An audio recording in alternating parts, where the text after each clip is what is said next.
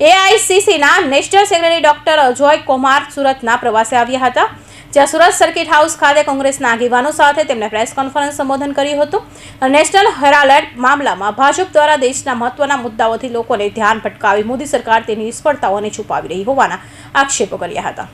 Doctor Ajay Kumar દ્વારા જાણવામાં આવ્યું કે કોંગ્રેસ પાર્ટીના ઐતિહાસિક ગુજરાત અધિવેશનની મોદી અને શાહની જોડી બોખલાઈ ગઈ છે અને તેમને કોંગ્રેસ પાર્ટી પર ઈડીને ફરીથી છોડી દીધી છે. કોંગ્રેસના સંસદીય જળના અધ્યક્ષ સોનિયા ગાંધી અને વિપક્ષ નેતા રાહુલ ગાંધી વિરુદ્ધ લગાવવામાં આવેલા આરોપ વિરુદ્ધ રાજનીતિક ષડયંત્ર છે. ગાંધી પરિવારનો દરેક સભ્ય રાજનીતિમાં હોય કે ના હોય ભાજપ તેનું નિશાન બનાવી રહ્યું છે. તેમને એવું પણ જણાવ્યું હતું કે મોદી સરકારે ઈડીને પોતાના ઇલેક્શન ડિપાર્ટમેન્ટ બનાવી દીધો છે અને 2 સેમાનથી વારંવાર પોતાનો બદલો લેવા માટે ઈડીનો ઉપયોગ કરવામાં આવી રહ્યો છે. ઈડીમાં જે રાજનીતિક કેસ રજીસ્ટર થયા છે તેમના 58% કેસ સત્તાધારી પાર્ટીના રાજકીય પ્રતિબંધિત સામે છે. સોનિયા ગાંધી, રાહુલ ગાંધી અને પ્રિયંકા ગાંધી વાળા પરિવાર વિરુદ્ધ સરકારની મશીનરીઓને દુરુપયોગ કરવામાં આવી રહ્યો છે. ખોટા કેસના માધ્યમથી કોંગ્રેસનું નેતૃત્વ અને તેમના પરિવારને નિશાન બનાવી ભાજપ સરકાર કોંગ્રેસ પાર્ટીને દબાવવાની કોશિશ કરે છે. આ લોકતંત્ર અને વિપક્ષ પર સીધો અને ખતરનાક હુમલો છે. બદલાની રાજનીતિનું સૌથી ખરાબ સ્વરૂપ છે.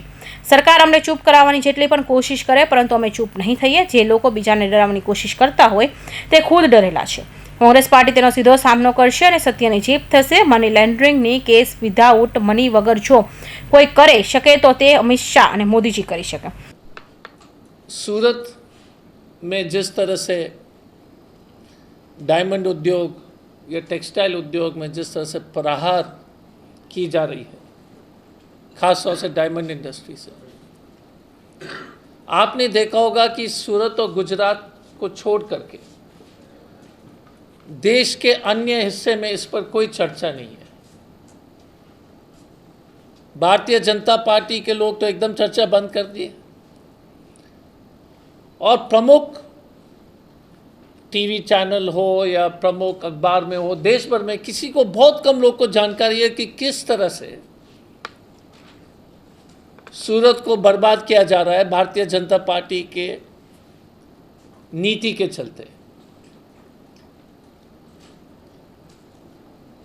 हाल में एक परिवार के पूरे सदस्य ने आत्महत्या किया था और लगातार ये कहानी जारी है, लेकिन भारत के बाकी हिस्से में कोई चर्चा नहीं है. और कारण इसलिए कि भारतीय जनता पार्टी एक्सपर्ट बन चुकी है ध्यान भटकाने में.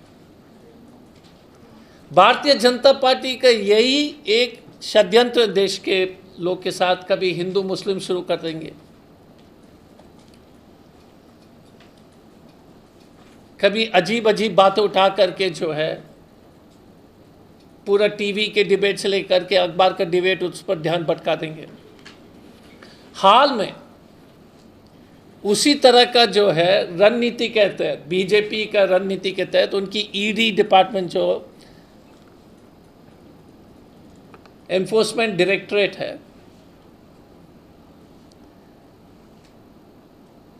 भारत के आम लोग उसको बीजेपी के इलेक्शन डिपार्टमेंट के रूप में जानते हैं, क्योंकि ईडी जो है वो अब बीजेपी की इलेक्शन डिपार्टमेंट हो चुकी है. इन्होंने सोनिया जी और राहुल जी के ऊपर चार्जशीट समर्पित की नेशनल हेरल्ड के मामले में. तो ऐसा विचित्र ये नेशनल हेरल्ड वाला जो केस है वो दुनिया का 8th वंडर है.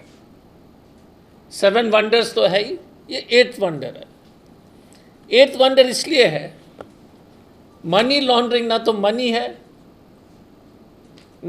कोई मनी नहीं है. मनी लॉन्ड्रिंग के केस जो बना है पीएमएलए केस में, आपको पैसे चाहिए, करेक्ट ना सर? कभी भी कोई भी केस का मनी लॉन्ड्रिंग होता है तो पैसा तो चाहिए. यहाँ पर खोजते खोजते जैसे जो है ना वो सर्फ का एडवर्टाइजमेंट है, ढूंढते रह जाओगे, कहीं ना कहीं कोई पैसा ही नहीं है. सिर्फ कांग्रेस पार्टी को तंग करने के लिए, क्योंकि भारतीय जनता पार्टी को मालूम है कि एक ही पार्टी है जो उनको रोकने में सक्षम है. एक नेशनलिस्ट पार्टी है वो कांग्रेस पार्टी, और कांग्रेस पार्टी के शीर्ष नेतृत्व पर अनाप शनाप केस लगा करके આવી કોઈ વાત જ નથી. અને 2 સમયથી ટીવીમાં આવીને ખોટું બોલવામાં આવી રહ્યું છે. તેમણે એવું પણ જણાવ્યું કે નેશનલ હેરાલ્ડ સ્વતંત્ર અને સંગ્રામની રાષ્ટ્રીય ધરોહર છે, કારણ કે 1973માં પુરુષોત્તમ દાસ ટંડન, આચાર્ય નરેન્દ્ર દવે, રફી અહેમદ જેવા સ્વતંત્ર સેનાની સાથે પંડિત જવાહરલાલ નહેરુએ બ્રિટિશ શાસન વિરુદ્ધ ભારતના સ્વતંત્ર સંગ્રામના મુખ્ય અવાજના રૂપમાં નેશનલ હેરાલ્ડ અખબાર શરૂ કર્યો હતો. અંગ્રેજોએ અખબારની અખતરો મહેસૂસ કર્યો. 1942ના ભારત છોડો આંદોલન દરમિયાન નેશનલ હેરાલ્ડ પર પ્રતિબંધ લગાવ્યો હતો અને આ પ્રતિબંધ 1945 સુધી ચાલ્યો. Bureau report, Hind TV news, Surat.